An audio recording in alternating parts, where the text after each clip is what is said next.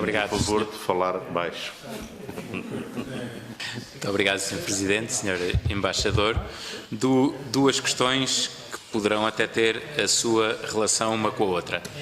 Primeira, fragilidade de empresas de setores estratégicos em vários Estados-membros e a possibilidade de essas empresas virem a ser adquiridas por capital de Estados terceiros.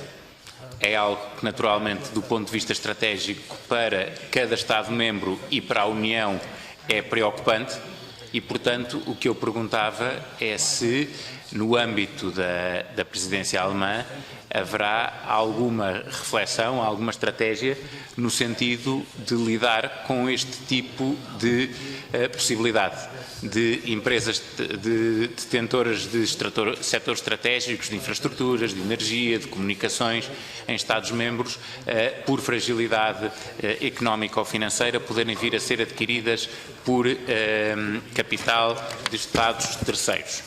A segunda questão tem a ver com a China e com a relação com a China.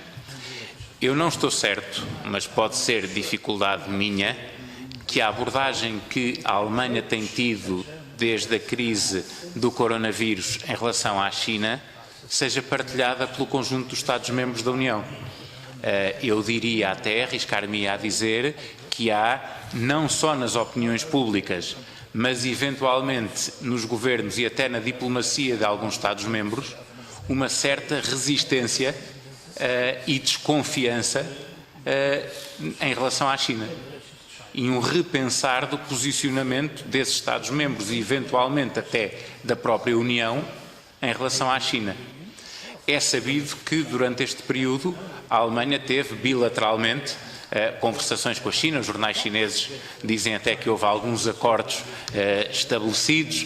A imprensa alemã não faz eco desses mesmos acordos. Estas coisas às vezes acontecem nestas alturas.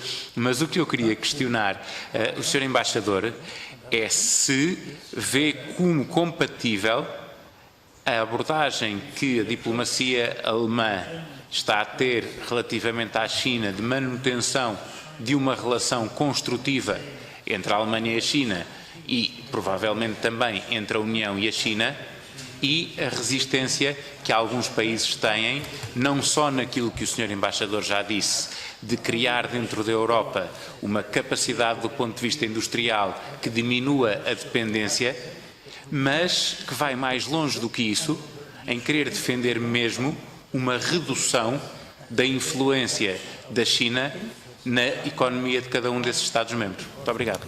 The fragility of our companies through foreign investment. I think in the past we have all slept with open eyes, including in Germany. We only woke up that China is buying left and right our key companies, key technology companies. It was the case of KUKA, the robot company. The aim of buying these companies was not only to buying the machinery and the production, etc. They were buying the patents, the intellectual property owned by these companies. So they're buying not only the present of technological innovation, they were buying the future of technological innovation. So obviously we must be much more sensitive to these developments, and we must develop a screening procedure, not only nationally but also at the European level, with such a foreign direct investment. What we need is a strategy as EU, because, as I said earlier, we need to be more resilient when we come out of the crisis. Which brings me to the last and very important questions, China. China, we talked at length in the Foreign Relations Committee. China is not interested in stability. China wants to change the international order. It is not sticking to a rules-based international order. It wants to challenge those rules and rewrite them. One Belt, One Road has nothing to do with the Silk Road. The Silk Road was a historically grown trading routes that followed demands in various markets. One Belt, One Road is a top-down government policy that has the purpose of power protection and creating dependencies vis-à-vis China. We must see this very clearly and analyze what One Belt, One Road is. China is violating international law left and right. Look at the South China Sea, look at other examples. So we have a problem with China because it's a rival, a systematic rival to the European Union. At the same time, our industry depends on exports to China. Every second VW is sold in China. The rest in the United States, inside Europe, etc. This is only one example. You have other examples. So we all depend on China, and at the moment the Chinese market is already picking up. So exports to China might help us get over the crisis. We depend on China at the same time, and this is the difficulty of us dealing with China. China at the same time wants to deal with individual European countries. China has no interest in us doing our homework as European Union. It's China plus 17, it's trying to pick us apart. So the intention behind having a European summit with all leaders was to counter the argument of some European leaders. If we get invited by China and we go to China, not as European Union but as a group, this is the only chance we see Xi Jinping. So we wanted to do a full summit in order to counter that argument and saying, well, under the German presidency, every leader has the chance to meet in person Xi Jinping and then sit down to talk about it. So we still hope to have a real summit in our presidency. If it's possible, I cannot say.